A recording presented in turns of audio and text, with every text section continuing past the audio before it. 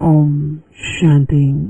आज 5 अगस्त 2025 बाबा के महावाक्य हैं। मीठे बच्चे, बाप आए हैं इस वैश्यालय को शिवालय बनाने। तुम्हारा कर्तव्य है वैश्याओं को भी ईश्वरीय संदेश दे, उनका भी कल्याण करना। प्रश्न है, कौन से बच्चे अपना बहुत बड़ा नुकसान करते हैं? उत्तर है, जो किसी भी कारण से मुरली यानी पढ़ाई मिस करते हैं, वह अपना बहुत बड़ा नुकसान करते हैं। कई बच्चे तो आपस में रूठ जाने के कारण क्लास में ही नहीं आते। कोई न कोई बहाना बनाकर घर में ही सो जाते हैं। इससे वे अपना ही नुकसान करते हैं, क्योंकि बाबा तो रोज कोई न कोई नई युक्तियां बताते रहते हैं। सुनेंगे ही नहीं तो अमल में कैसे लाएंगे? ओम शांति। मीठे मीठे रूहानी बच्चे, यह तो जानते हैं कि अभी हम विश्व के मालिक बनने के लिए पुरुषार्थ कर रहे हैं। भलमाया भी भुला देती है, कोई कोई को तो सारा दिन भुला देती है। कभी याद ही नहीं करते जो खुशी भी हो। हमको भगवान पढ़ाते हैं, यह भी भूल जाते हैं। भूल जाने के कारण फिर कोई सर्विस नहीं कर सकते। रात को बाबा ने समझाया, अधम ते अधम जो वैश्याएं हैं उनकी सर्विस करनी चाहिए। वैश्याओं के लिए तुम ऐलान करो कि तुम बाप के इस ज्ञान को धारण करने से स्वर्ग के विश्व की महारानी बन सकती हो। साहूकार लोग नहीं बन सकते। जो जानते हैं, पढ़े लिखे हैं, वह प्रबंध करेंगे उन्हों को ज्ञान देने का। तो बेचारी बहुत खुश होंगी, क्योंकि वह भी अबलाएं हैं। उनको तुम समझा सकते हो। युक्तियां तो बहुत ही बाप समझाते रहते हैं। बोलो, तुम ही ऊंच ते ऊंच, नीच ते नीच बनी हो। तुम्हारे नाम से ही भारत वैश्यालय बना है। फिर तुम शिवालय में जा सकती हो। यह पुरुषार्थ करने से तुम अभी पैसे के लिए कितना गंदा काम करती हो। अब यह छोड़ो। ऐसा समझाने से वह बहुत खुश होंगी। तुमको कोई रोक नहीं सकते। यह तो अच्छी बात है ना। गरीबों का है ही भगवान। पैसे के कारण बहुत गंदा काम करते हैं। उन्हों का जैसे धंधा चलता है। अभी बच्चे कहते हैं, हम युक्तियां निकालेंगे, सर्विस वृद्धि को कैसे पाए। कोई बच्चे कोई न कोई बात में रूठ भी पड़ते हैं, पढ़ाई भी छोड़ देते हैं। यह नहीं समझते कि हम नहीं पढ़ेंगे तो अपना ही नुकसान करेंगे। रूठ कर बैठ जाते हैं। फलानी ने यह कहा, ऐसे कहा, इसलिए आते नहीं।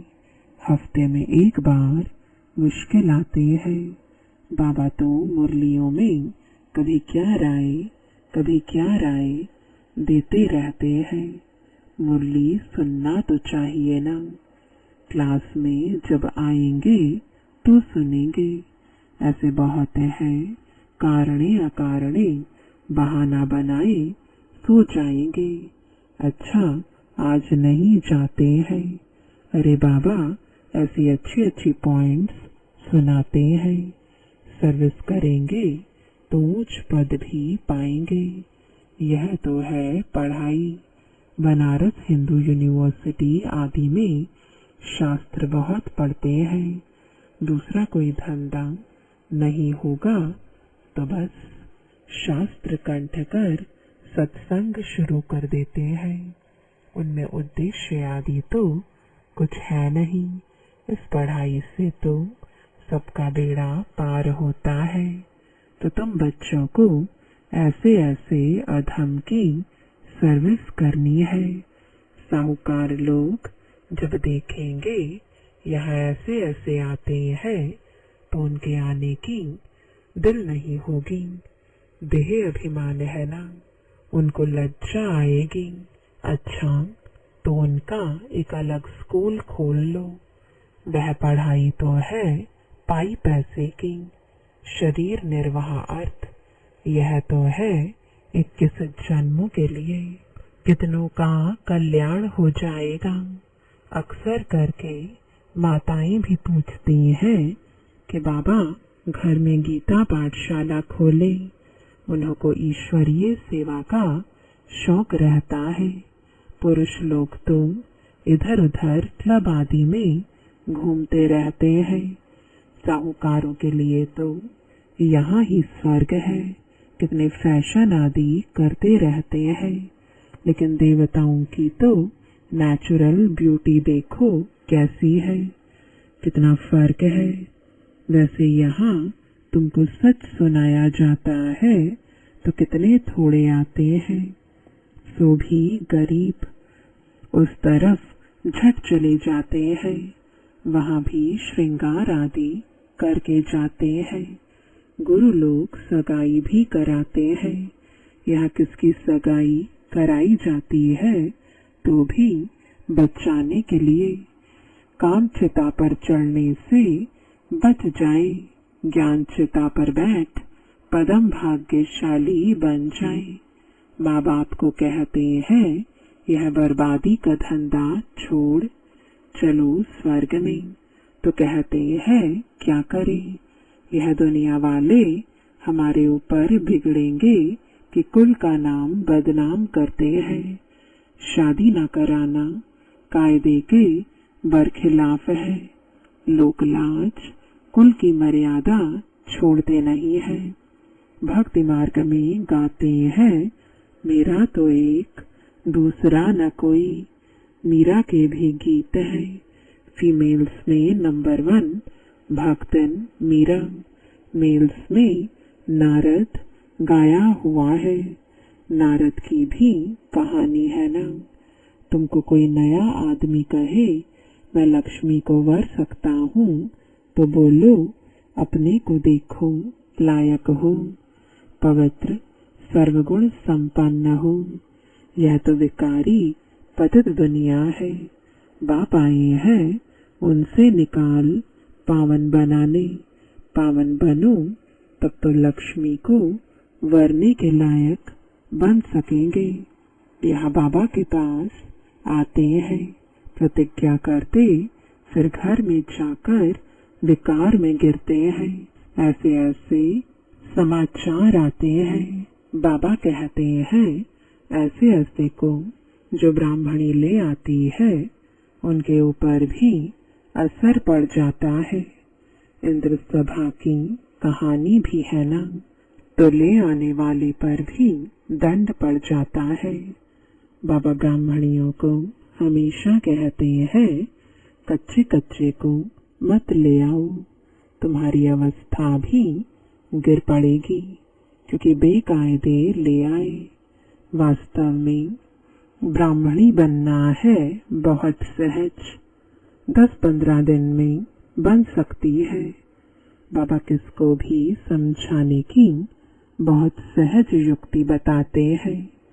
तुम भारतवासी आदि सनातन देवी देवता धर्म के थे, स्वर्गवासी थे।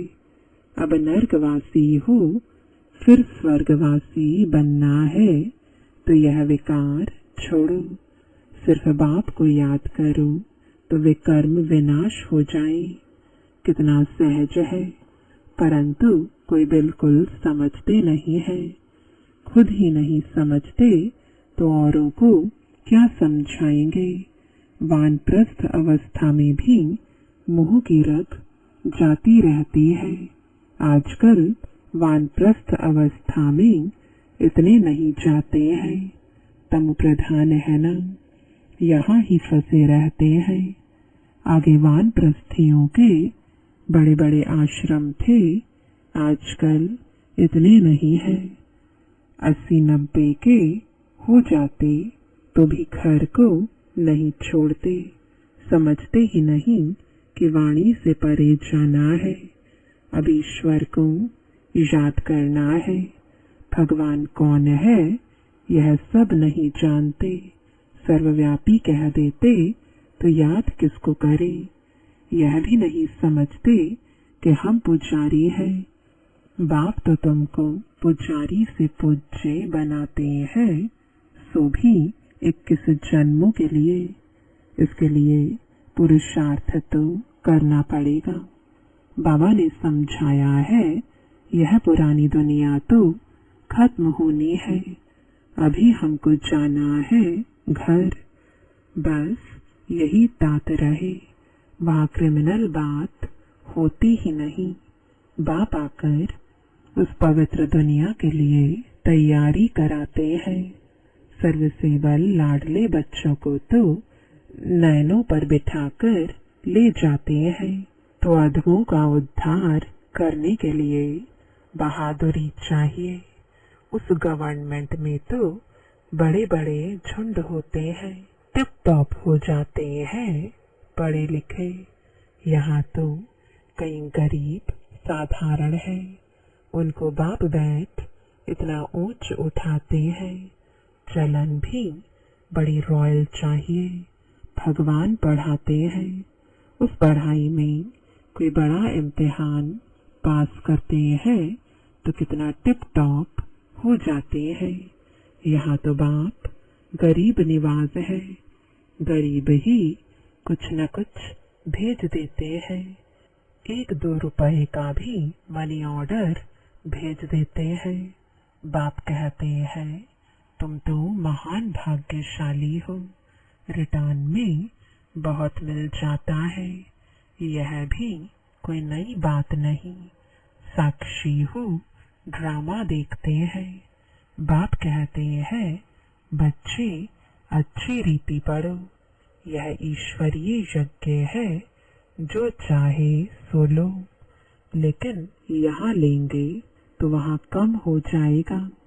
स्वर्ग में तो सब कुछ मिलना है। बाबा को तो सर्विस में बड़े फुर्त बच्चे चाहिए, सुदेश जैसी, मोहिनी जैसी, जिनको सर्विस का उमंग हो। तुम्हारा नाम बहुत बाला हो जाएगा, फिर तुमको बहुत मान देंगे। बाबा सब डायरेक्शन देते रहते हैं। बाबा तो कहते हैं, यहाँ बच्चों को जितना समय मिले याद में रहो। इम्तिहान के दिन नजदीक होते हैं तो एकांत में जाकर पढ़ते हैं। प्राइवेट टीचर भी रखते हैं। हमारे पास टीचर तो बहुत हैं, सिर्फ पढ़ने का शौक चाहिए। बाप तो बहुत सहज समझाते हैं, सिर्फ अपने को आत्मा निश्चय करो।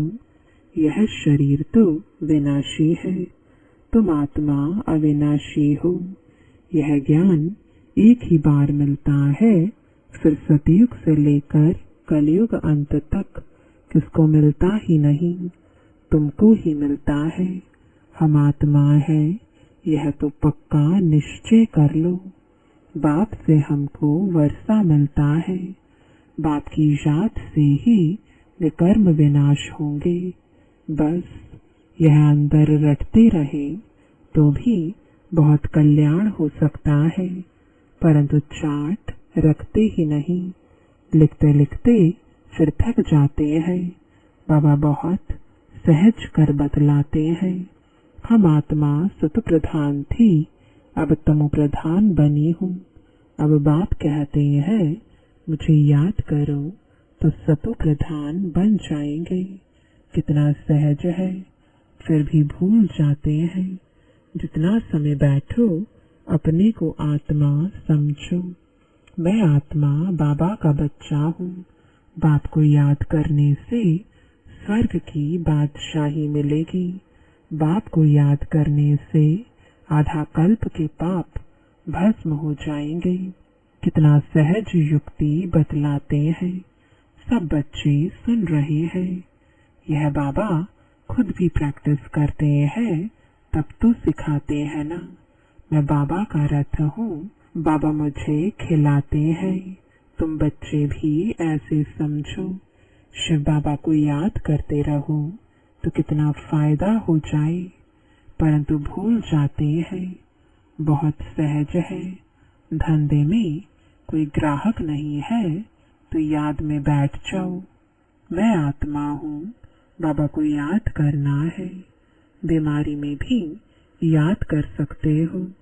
बांधेली हो तो वहाँ बैठ तुम याद करती रहो तो 10-20 वर्ष वालों से भी ऊंच पद पा सकते हो। अच्छा, मीठे मीठे सिकिलदे बच्चों प्रति माता पिता बाप दादा का याद प्यार और गुड मॉर्निंग। रूहानी बाप की रूहानी बच्चों को नमस्ते। रूहानी बच्चों की रूहानी बाप दादा को गुड मॉर्निंग और नमस्ते।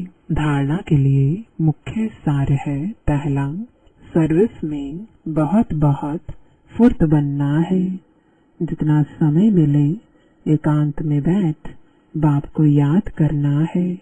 पढ़ाई का शौक रखना है, पढ़ाई से रूठना नहीं है।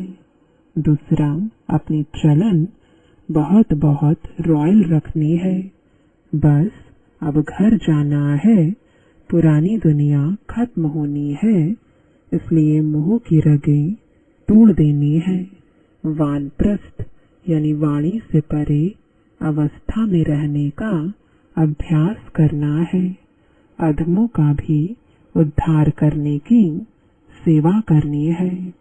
वरदान है, श्रेष्ठ वृत्ति द्वारा वृत्तियों का परिवर्तन करने वाले सदा सिद्धि स्वरूप भव। सिद्धि स्वरूप बनने के लिए वृत्ति द्वारा वृत्तियों को, संकल्प द्वारा संकल्पों को परिवर्तन करने का कार्य करो। इसकी रिसर्च करो। जब इस सेवा में बिजी हो जाएंगे तो यह सूक्ष्म सेवा स्वतः कई कमजोरियों से पार कर देगी। अभी इसका प्लान बनाओ तो जिज्ञासु भी ज्यादा बढ़ेंगे, मदोगरी भी बहुत बढ़ेगी, मकान भी मिल जाएंगे, सब सिद्धियां सहज हो जाएंगी। यह विधि सिद्धि स्वरूप बना देगी। स्लोगन है, समय को सफल करते रहो तो समय के धोखे से बच जाएंगे। आज का अव्यक्त इशारा, सहज योगी बनना है तो परमात्मा प्यार के अनुभवी बनो। बाप का बच्चों से इतना प्यार है जो रोज प्यार का रिस्पॉन्ड देने के लिए इतना बड़ा पत्र लिखते हैं, याद प्यार देते हैं और साथी बन सदा साथ निभाते हैं। तो इस प्यार में अपनी सब कमजोरियां कुर्बान कर दो। परमात्मा प्यार में ऐसे समाये रहो जो कभी हद का प्रभाव अपनी ओर आकर्षित न कर सके। सदा बेहद की प्राप्तियों में मगन रहो, जिससे रूहानियत की खुशबू वातावरण में फैल जाए। ओम शांति।